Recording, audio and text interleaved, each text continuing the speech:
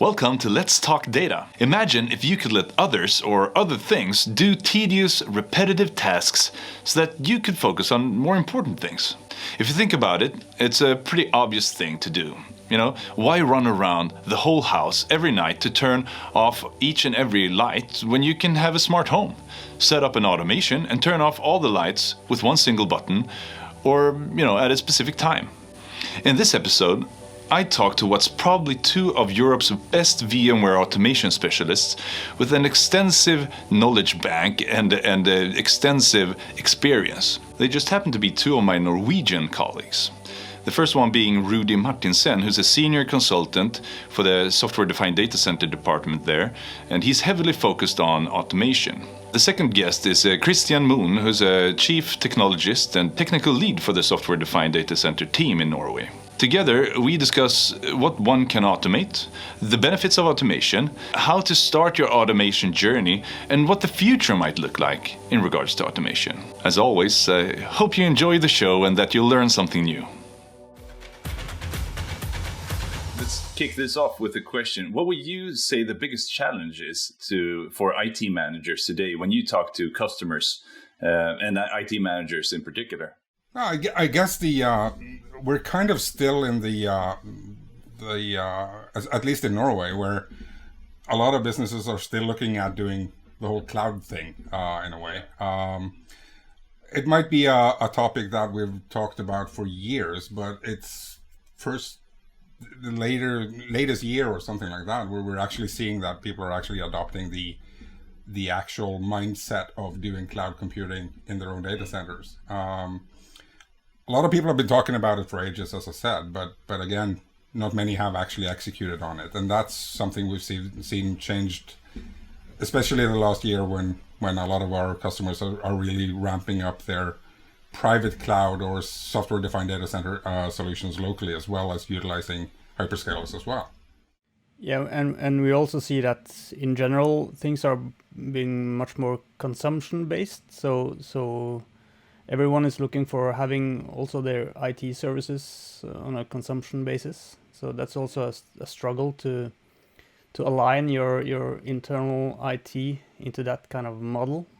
That's not something you can do just overnight. So you're referring to internal IT serving as a cloud in itself, where you as a department get billed for consumption. Is that what you're referring to? Yeah, but also with that, the ability to request services in a much more easy and streamlined way, so to speak. So you maybe you have in the public clouds, you have a portal or something like that where you can just with a click of a button request a virtual machine or a database or whatever. It's also something that goes into all of that consumption. Right, exactly. So that you can have this private cloud consumption model, but if it takes a month to get those 20 VMs for your testing, no one will be happy anyway, I guess. Okay. Yeah, all right. So how do we fix these problems? How do Proact and these customers and other, all players in the world, how do you mediate this? I guess, what I'm thinking about here is that we've been talking about cloud for years. And the market always is a couple of years behind, or it takes a while to adopt and maybe the technology to mature as well. I'm talking about cloud as a concept, not public cloud. And technology to mature obviously is one thing, because when something is new, marketing can talk about it and make it sound great. But the vast majority of our customers, I guess, won't jump into something new unless they see that it works. So a small percentage of all customers have to be in the front lines of testing things out, I guess. I know that software defined has had some challenges before when it comes to different parts of the software defined, but I guess that's going in the right direction now. So what's the latest and greatest in the market that actually you have a trust in? Yeah, we've been seeing a lot of more interest in basically the VMware Cloud Foundation stack, where all of the different components that makes up an SDDC or a private cloud is basically automated in a framework where you can deploy it fairly easily and automate it and do it correctly. Before Cloud Foundation was a viable route for a lot of customers, you had to kind of pick and choose or figure out how you size everything yourself and how you design it and all of that. And with the Cloud Foundation framework, we're able to much quicker get to the point where you can actually call your local data center a private cloud or a software-defined data center. So that's one of the things we're seeing a lot of interest in. Yeah, and what's it's kind of, we can break it down into different parts, of course, because the Cloud Foundation stuff, that takes care of the underlying infrastructure, so your compute, network, storage, and it automates the configuration and setup of that in an easy way. But then that's just, it's not even the half of the job. Or we could say that's actually when your job starts, to automate your own internal IT. So how do you deliver your VMs? How do you deliver your databases or services even? So, things like Cloud Foundation, it automates all of that underlying stuff, so you can start really do your business on top of it in a much easier way. That's actually one of the only, let's call it, product names that I know that actually makes sense. I mean, Cloud Foundation is a foundation to build a cloud. It's not a cloud by itself. It's the foundation. It's how you ensure that you have all the components you need before you start building the actual services. So kudos to marketing for once. That's they named that one correctly. So that is the foundation that sets the structure, or that automates the infrastructure really. And then you have to tweak it for whatever you want to use it for, and how your rules and so on. I guess.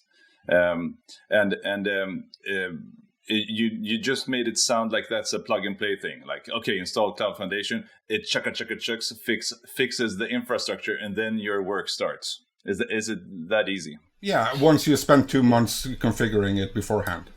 That's the thing. That's what Cloud Foundation does. It actually forces a customer to think about all of the things they need to think about before they can actually start building it. So you basically pre-design it, pre-deploy it. You fill out these workbooks for the configuration, and everything needs to be correct, because once that's correct and you start deploying it, that's how it gets deployed.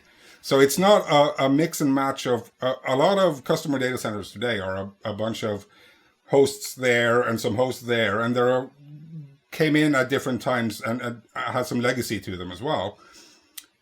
Cloud Foundation kind of cleans the slate there and starts building a new functional structure that you can use. It doesn't take away any of the requirements or any of the design decisions that you need to do to be able to provide the service, but it gives you a framework to actually deploy it and think about all of those things before you actually power on a single thing. So the deployment is quick.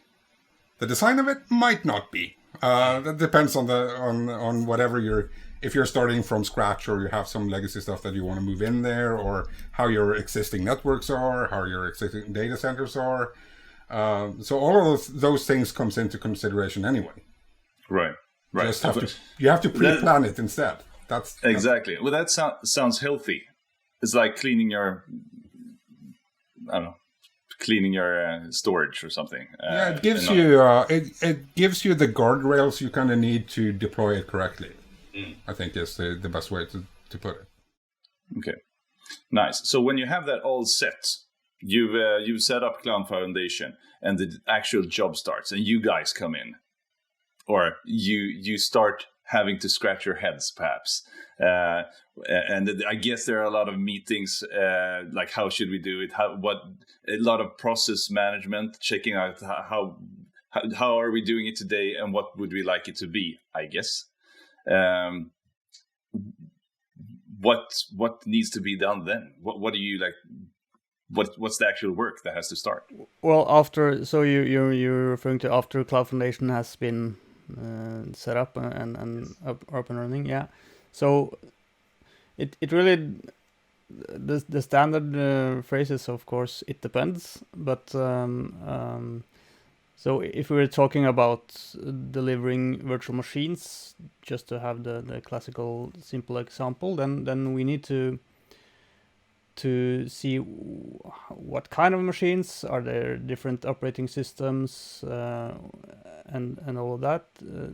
Do we need to integrate with some internal or external systems for that matter, like for IP management, some security monitoring and so forth, maybe CMDB stuff and all of that. So all of that is also something that needs to be thought of, and the earlier in the process we can discuss and define that, the easier it will be to automate later on.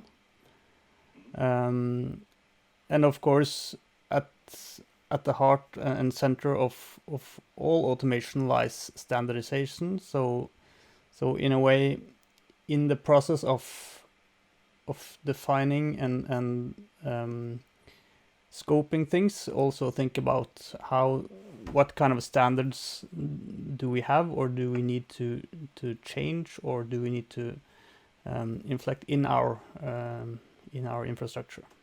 I don't want to be rude with our customers or anything, but the thing is, a lot of IT shops don't actually have proper processes in place for how they do things, right?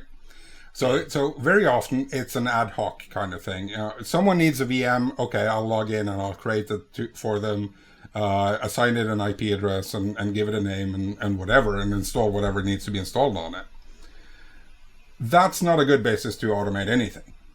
So you need to kind of, the automation part, for a lot of customers, the hardest part around automation is actually defining a defined process that needs to take place from A to Z. To what's happened. What happens when we want a VM? What happens when we need a new network? What happens if we need a new database? How do we handle that? And how can we put that down in writing somehow, so we can turn that into something that's automatable and repeatable? And that's a lot of work, because that's people, that's process, that's not technology, right? So technology in that part comes at the end.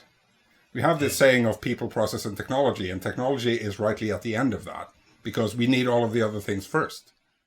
Right. Sounds like you work a lot with psychology as well then, and group psychology. Yeah, well, of course, because once you start automating stuff that people are used to manually doing, we're basically taking the job away from them, right? In a way, I mean, in a way, yeah. So the boring job. Exactly, but it doesn't always feel that way for those whose tasks are being automated, right? So we need to figure out how to automate the boring stuff and let people do exciting stuff instead. And that's also a people and process part. It's not a technology thing. So being a kind of a software-defined data center whisperer in a way has its merits that as well.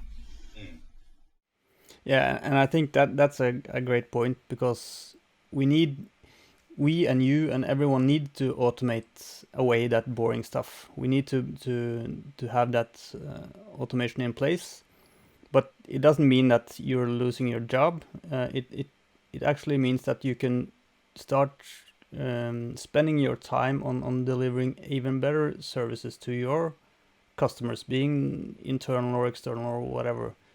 Being able to streamline your processes, maybe do something with that one process that has taken forever for a long time. So being able to actually do stuff better, that's kind Yeah, of I mean, I guess this is a challenge for many different technologies that are popping up or actually maturing now. This reminds me of when our episodes about AI as well. The fear of, not the AI, that's another fear, but the fear of losing your job because of AI taking it and so on. And obviously a big part of AI is automation. So I guess that's the key here. Thank you for listening to Let's Talk Data. As a special thank you to our listeners, we want to offer you a little gift. To find out more, go to proact.eu/gift. All right, back to the episode. How let's start from actual stories instead of going what if. Have you in your daily work or in some case had the challenge of, like in my mind, many organizations today, they have a legacy. They look at new technology. They start implementing it, maybe trying it out for a certain project or something, and then using public clouds, trying out some different software stacks that they didn't use before, and so on, and everything spread out here and there. It's a mixture of new and old, and not everything in the same place. It must be extremely hard to as a consultant with your expertise to automate stuff when everything is everywhere, so to speak. I mean, they have their legacy VMs, maybe legacy servers that are not virtualized yet. They have some VMs, and one gang is looking at infrastructure as code and containers and Kubernetes in some cloud instance somewhere. I guess that must be a super challenge. Yeah, of course it is. But again, most of more modern providers and technologies today come with some kind of an API, hopefully RESTful APIs as well. So that makes things a lot easier, because then we can actually automate. But that's also something that comes with a lot of these software-defined technologies or products, is that they can also integrate with other clouds and providers. So you can have that, more or less, you can have that single pane of glass kind of thing, where you can both get an observability into the services that you have across all of your clouds, and to a certain degree also automate stuff inside all of those clouds as well. So that's kind of, we could let's say we could obviously automate everything by hand and doing stuff manually with those APIs, but using kind of the tools that come with integrations is kind of also a key here. And what we often see is that those tools obviously comes with a cost, which is pretty steep to be honest in many cases. But so to have those discussions with the customer and to kind of define, okay, let's say you would want to do this in your own way with your own tooling, existing tooling, or manually, or in some way by using the APIs. How many man hours do we need to do that, as opposed to buying some kind of a more finished product, so to say? Right. You stepped into the financial aspect there. I'm thinking, what do you need to? I mean, automation obviously makes you more effective, but when it comes, can make you more effective. You don't have to do this repetitive task and so on and so forth, and that is obviously decided upon in the pre-work, setting the foundation. But software-defined everything. I mean, I guess that comes at a steep price also compared to what you're used to, perhaps, or when you need to, like, so you're rolling out a software-defined data center, like we are implementing Cloud Foundation, for instance. That comes at a cost. Is there a clear ROI for that? These things are pretty hard always to try to translate some soft value into money. But do you have those discussions as well, or is that something that has been dealt with before you step in? No, we have those discussions as well. I mean, if we're using Cloud Foundation as the kind of the starting point here, of course that includes the hypervisor, it's network virtualization, it's storage virtualization, it's automation, it's all of those components, right? And that comes with a license cost. Mm-hmm. There's no doubt about it. And at some point, there is an inflection point between how big do you think your data center is going to be versus how much of the automation do you need. But of course, at the point where you're actually going to start, if the idea is to start automatically provisioning workloads, either it being in a public cloud or in your on-premises data center, the scalability you need to be able to do that kind of offsets the cost of the licensing of itself. Because if you want to provision 200 VMs a month, how many man hours is that, right? And how do you ensure that the lack of processes you might have are actually good enough to repetitively create 200 VMs without error? I mean, if I'm going to type in something 200 times to create 200 VMs, I'm going to mess that up at some point, right?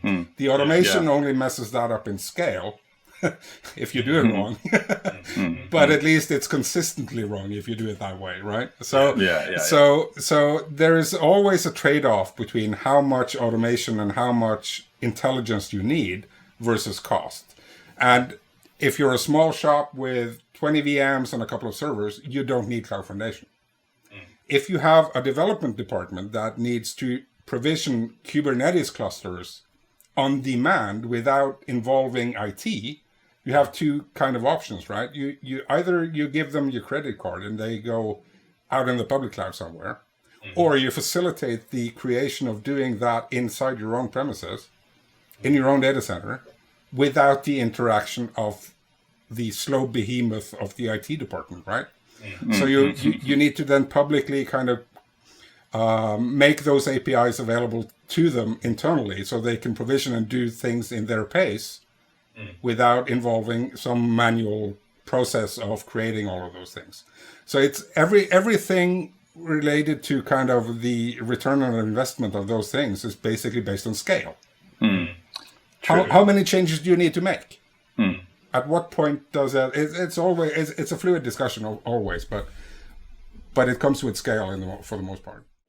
Yeah, and also bringing in so there's obviously we can do a lot of that automation with kind of open source tooling and so forth today, and hence not needing a different product for it. But again, then you're dependent on your developers or your administrators having the correct tools and the access to all your internal settings and everything at all times, and we cannot expect some kind of an end user or a product manager or whatever who is wanting to have his database created to spin up his command line prompt or PowerShell or something and run a script. So and that brings back to that consumption story from before. If we as IT are to compete with the public clouds and the user experience we get in those clouds, then we need somewhere we can say to our user, yes, go to that portal, click that button, and you will have your VM or database created for you. That's something that's kind of changed over the years, right? Before, a few years ago, I worked for a shipping company as the IT admin or network admin or whatever, where I could dictate if they got an application installed. They didn't have local administrator access. I set the rules, right? I was kind of the IT spider in the middle there who could basically control everyone. The key master. Yeah. Those days are gone. I mean, our users now, they don't want to ask someone for permission to install something or do something on their own computer. Or if they need a service, they'll go buy it somewhere if you don't provide it for them, right? So the mindset of the user as being someone who's controlled by IT to the other way around, where IT services are actually controlled by the end users, is a quite dramatic shift. So basically I quit that job because I wasn't able to boss people around anymore, so I needed to do something else, right? So Where you could. So that's where it comes in. I mean, if you can't internally compete with whatever is available somewhere else, you're not competing at all. You're being that was something you talked about in the AI podcast as well. Shadow IT isn't really a bad thing, right? It's business IT. No. So that's it is. And this is a kind of the same thing. It's not AI related as such, although in a cloud foundation you can have a AI specific workload domain that has servers with GPUs, and you can make all of those things available to end users or developers at will. But it makes the foundation available to you in-house, on premises, that you can actually provide those services to your end users. And that also goes back to the automation part. If you need to be able to do this quickly, and you don't need manual processes to do it, it needs to happen right there and then, or they're going to buy it somewhere else. And that's also something that Cloud Foundation helps with the networking virtualization as well, is where you can actually connect to hyperscalers or to our own Proact hybrid cloud for that matter, and consume resources from there as if it was in your local data center, but still maintain control over it. So you can offer kind of best of both worlds. If you have a new project that needs to be spun up pretty quickly, and you don't have the actual compute power for it locally, you can spin it up in Azure and connect it to your on-premises data, and still use the same data without moving all the data back and forth between a public cloud and yourself. Right. And with the same network setup as well, like just spanning that, which also is a security matter as well, right? Yeah, exactly. And you can automate that as well. So if someone asks for 25 VMs and you don't have enough CPU locally, you can have that spun up in Azure and be billed for usage. And once you have enough horsepower locally, you can move it back, or you could keep it where it is. It gives IT the flexibility to actually provide the services for the end users that they're accustomed to using on their own devices, being an iPad or an iPhone or whatever. I need this app, I'm going to pay $10 for it, right? That's the model we are slowly getting to locally as well. We've been talking about cloud for 10 years, right? Yeah. And the first 5 years of that was people arguing what a cloud is. Finally, I think we all agree that it's an operating model. It's not a place, right? So it's a way of consuming IT resources. It's not where those resources are located. Right. And then the term a multi-cloud or a distributed cloud comes in there and confuses people even more, but really clarifying a bit with those resources can be in multiple places, really. Yeah, it depends on the workload, right? So if, for instance, if Microsoft creates some service in Azure that makes a perfect sense for your business, why not consume it from there, but use your local data? And then 2 weeks later, Amazon comes out with some new service, which they do kind of 5 times a week, and no one knows what all the services are. But that makes sense for another project. Why not consume it from there, but then control it from your local IT infrastructure anyway, and provide access to it through your normal both security regiments and whatever, and authentication and everything. Yeah, that makes sense. Consume whatever fits from where the best service is, be it local or global. But still be in control. That's kind of the whole point. You are in control, and you are picking and choosing where to run it. It must be easier also to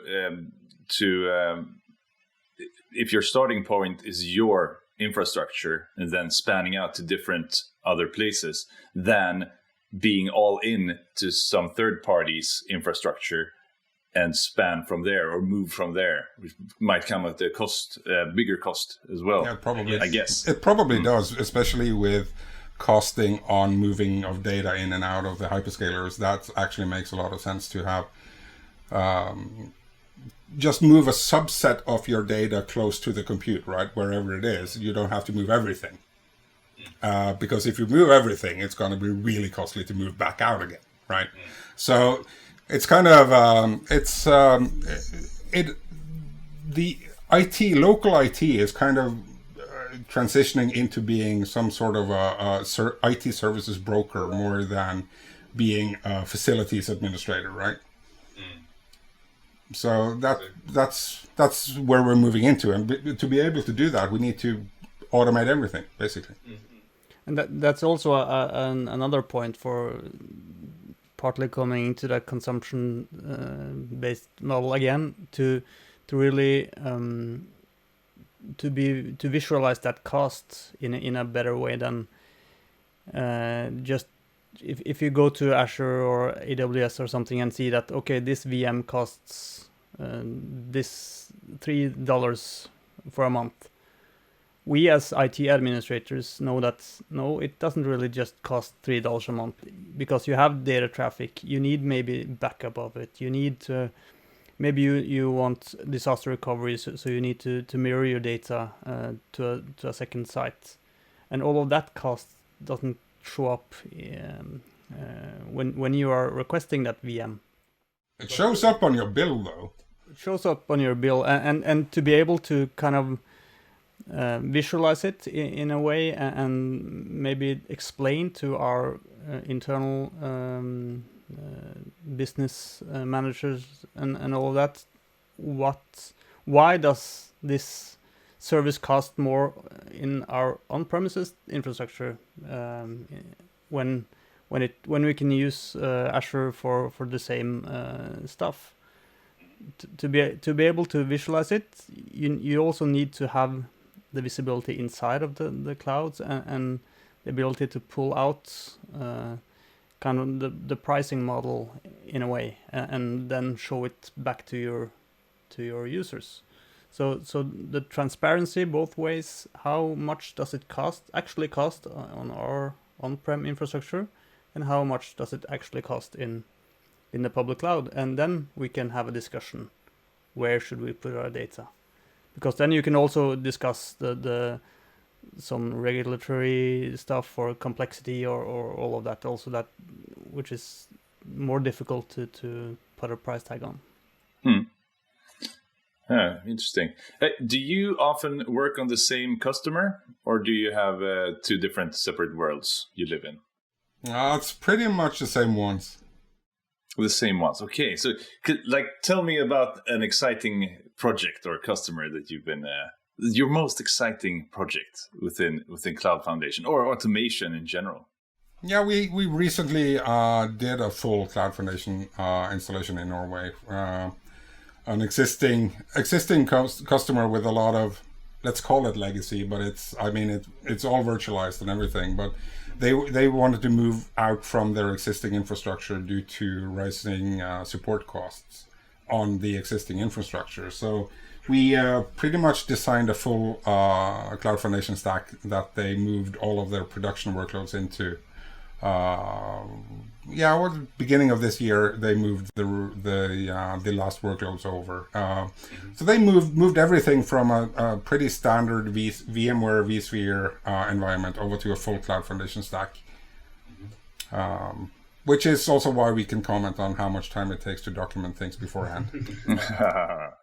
All right, cool. So that is with everything, really, right? That's compute, storage, and so on. Did they go hyper converged? Yeah. Full hyper-converged, a couple of workload domains initially, and then going to expand on that as well. Moved everything over, set it up as a dual site, stretched cluster, and then witness host on a third site.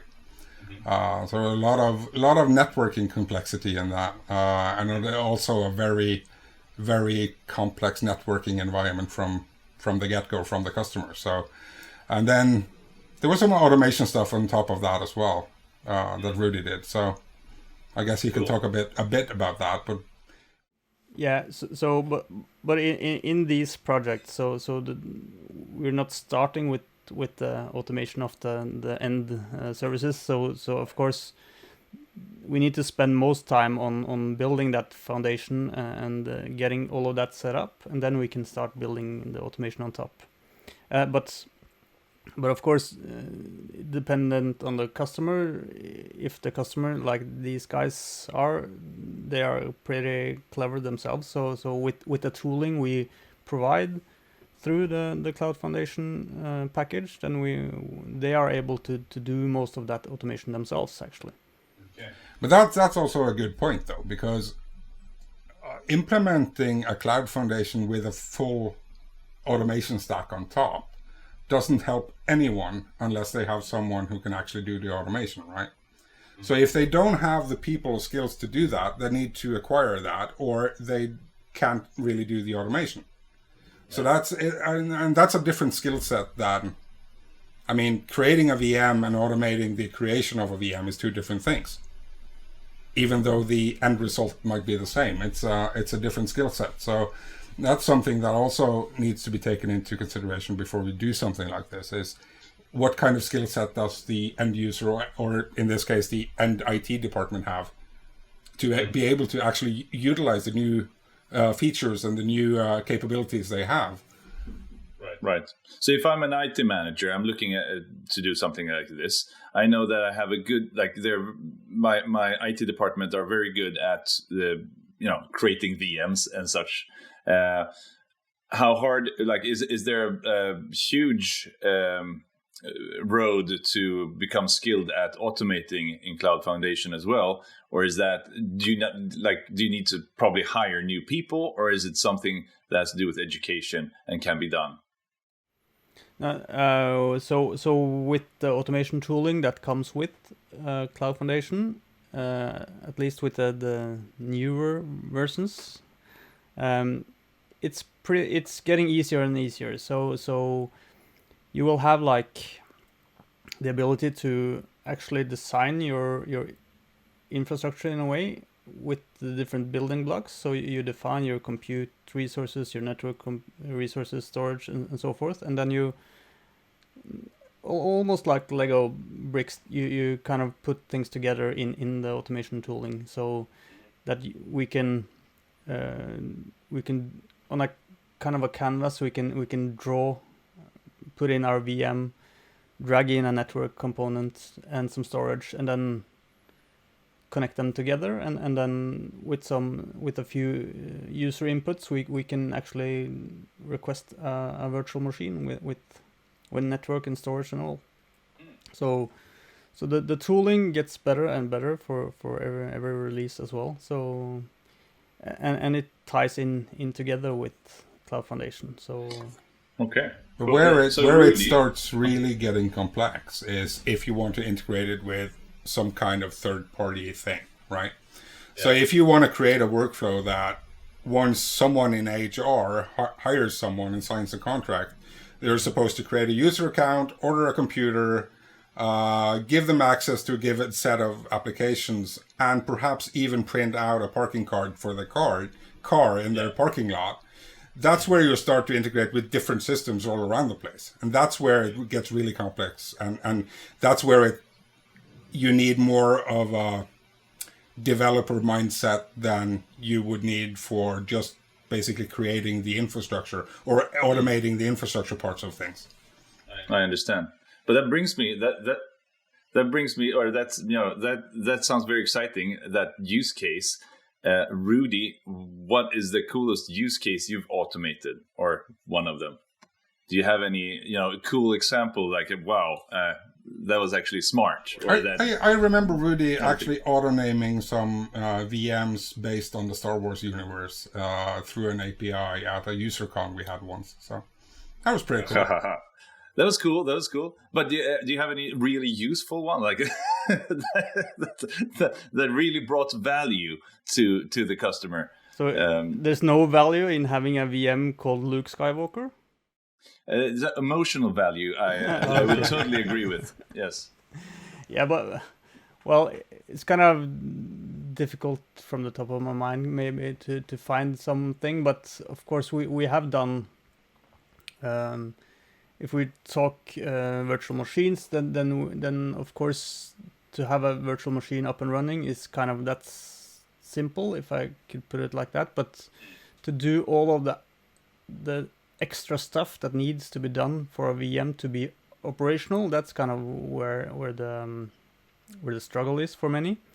But and then we're talking about automating things like putting it in the correct OU in Active Directory. We are installing monitoring agents, assigning IP addresses, ensuring that DNS is updated, updating a CMDB with the correct user or owner and those kinds of things. And maybe also kicking off some kind of a configuration script or where have you. So we have done a few of those. We have also looked at automating some certificate stuff. Maybe not necessarily in conjunction with the virtual machine deployment, but actually giving a user the ability to request a certificate from your where you can choose where that certificate is supposed to be created, because that's also a nightmare for many people to manage a PKI infrastructure and giving the users ability to do that themselves in an easy way. So there's lots of examples, but so it sounds like you can basically automate almost anything depending on how much competence you have and how much time you have to do that, if you can figure out what you want to automate. Yeah, with these tools that comes with the Cloud Foundation, if we were talking about that specifically, which you also can you don't need Cloud Foundation to get those tools, but those tools can do pretty much everything you want. You can use it. You do not have to use it with your virtual infrastructure at all. You can do whatever you want. So you could if you're so you could automate stuff in your home with some home automation. It as long as it has some kind of an API, then you can tie it in and automate it. Nice. Tanzu! Excuse me. Let's talk about it. What is it? Yeah, so Tanzu is VMware's stab at doing Kubernetes in an easy way for everyone. So giving IT administrators the ability to deliver a Kubernetes platform for their developers, and for developers to really get access to and provide themselves a Kubernetes platform in an easy way with their own favorite tools, without having to go to public cloud and buy something there if they don't want to, because Tanzu can provision on both on-premises and public clouds. So one of the things there is we've seen that in projects locally in Norway as well, where the developers doing modern applications basically go out and buy Kubernetes somewhere, right? which means that IT and the infrastructure people in IT aren't involved in that project. Which means two things. One, you're paying developers to do infrastructure work in a public cloud. And two, IT has no clue as to what's going on and won't be able to support that if something happens, right? That sounds like the Wild West. Yeah, so you're ending up using developers to do infrastructure work and infrastructure people to do nothing, right? And we come from, as most of Proact does, we come from the kind of the infrastructure side of things. So we know infrastructure. We don't necessarily know how to develop an application. But through Tanzu, we can basically use known things to us, like hypervisors, vSphere, and those things, and provide boundaries where we are still in control of the resource allocation and the CPU usage, disk usage, and all of that stuff, while getting out of the developer's way and let them provision in the way that they're used to. So they can basically point their existing tools to a Tanzu environment and provide something and create a cluster or create something there without IT having to be involved more than providing kind of a scope for them where they can work inside of a framework. So it's kind of bridging the gap between developers and infrastructure in a way that hopefully makes both sides of the equation happy, right? Yeah, so it's providing that public cloud experience in your own on your own infrastructure. So that you then can span out to like bigger clouds if you want to, with software-defined networking and which you remain in control with a higher security, and it sounds like a no-brainer, really, if you're going to play around with Kubernetes and you're a VMware customer or want to be. Okay, cool. Yeah, I haven't dived. I didn't dive super deep into that. Just that's a new term for me after my sneeze here. Yeah. Okay, but I mean that brings stuff that many customers talk about into the Cloud Foundation, and too, right? Or at least to VMware's world, and I guess you can automate those functionalities too, then. Yeah, so you can run Tanzu on Cloud Foundation, obviously, and we can use the automation tooling to be able to provision those platforms or workloads directly on your on-premises infrastructure, or you could point them to the public cloud if that makes sense in that specific case. So. Perfect. It's all about getting the choices, I guess, and maintaining control and security. It's once again back to turning internal IT into being a services facilitator or broker instead of being a janitor or something that keeps the lights on, right? Or someone that only says no all the time. Puts the no in innovation, right? Exactly. That's a good one. All right. So what would you say if you were IT managers, what would be on top of your minds right now? A very broad question, depends, obviously, but generally speaking. I think generally it would be, how do I utilize the different services that are available to me, right? I have, it's a world of things all around us. Everyone's working from home. Everyone needs something to get, if they need something, they need it right away and they want it right away. So how can I, as an IT manager, facilitate that new services, new initiatives, new projects get launched and executed as fast as possible with the least amount of disruption to my internal IT systems or whatever. So it's a hard question, but because it depends on which kind of business you're in. If you're a local store manager, you need basically your point of sale system and your email, and you're good. If you're a multinational company that has their own developers, the needs are completely different.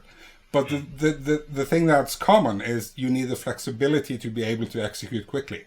And how do I facilitate that within my organization to make sure that the business thrives as much as it can? And I, as the IT manager, isn't a plug in the system that stops everything. And to be able to automate, regardless of whatever you want to automate, you need to have standardization in your environment. You need to, if we're talking hardware, then we need to have the same hardware. We cannot have like 3-4 generations of a server and in our infrastructure and think that we can automate that. Of course we can, but that it will take so much more testing and failing and everything to be able to do it. So standardize on hardware, standardize on your processes, naming conventions, all of that needs to be in place as well to do automation the right way. Right. I mean, so far I see so many benefits with automating a up-to-date software-defined data center. I mean, it's not only about being more effective or saving time or putting resources into developing your business instead of doing the same thing over and over again. That's the two things we talk about, right? But then you have the benefit of perhaps keeping competent staff that want to work there because they're tired of this old speep and doing the same thing all over and over because their friends work at this super high-tech company that actually has these latest things and they don't have to do that stuff. Keeping your know-how in-house and really driving innovation. It's exciting to listen to you guys. And I just want to emphasize that again, that I think it's not wrong necessarily to outsource your IT infrastructure to another party, but keep your IT resources, the people inside your own company, because if you outsource your IT infrastructure to another company and then you lose all of your IT stuff, where are you then? You are at the exact same place as you were, but you're not able to come any forward because the IT people, they are gone. So it's okay to outsource. In many cases, it's the best idea to outsource as well, because we as consultants here in Norway, we are experienced in running VMware on infrastructure, and then you can, as we have spoken about now, utilize your internal resources to make your business better. What kind of business advantage do you have if you have someone who's on staff who's really, really good at creating VMs or managing Microsoft Exchange? It doesn't give you any business value at all, really. No. It keeps the lights on. So it makes a lot of sense to, from that point of view, to let Microsoft handle the Exchange thing. Put it in Office 365 or Microsoft 365, and let them take care of the infrastructure parts of that, because there's no actual business value that you have hired the best Exchange administrator in the world, right? Unless your business is managing Exchange. Then he should work for Microsoft, not you, right? So pick and choose those things that actually make sense for your business and focus on them, and take everything else and give it to someone who knows how to do it, and don't worry about it. And if you have to worry about it, you can blame someone else. That's also a good thing many times, right? So take the core business of your business, keep that close, keep that within your IT people's reach, and enable them to actually facilitate using your business or your business data or your business intelligence to further the innovation in the company, and get rid of those components that is not a part of your actual core business. That's how you kind of keep people and keep innovating at the same time. Mm-hmm. Yeah. That's a good tip. So, looking into the future, what do you see in now? 5 years is a very long time within the IT industry, but let's try. What do you see 5 years from now, and what will we like look back upon and laugh about that we're doing, or some companies or some organizations, or we ourselves are doing today, you think?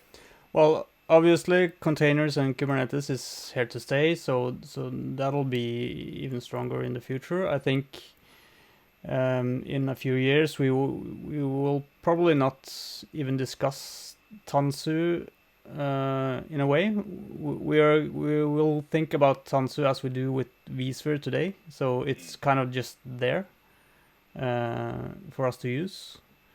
Maybe it's rebranded to something else because it has been rebranded like 5 times already by VMware, so who knows? Are there four different kinds of sneezes in history that I haven't heard of? Okay. And each sneeze is combined with a license as well. With a license, okay, it comes at the cost. Okay. Different license every time, so you need to upgrade. So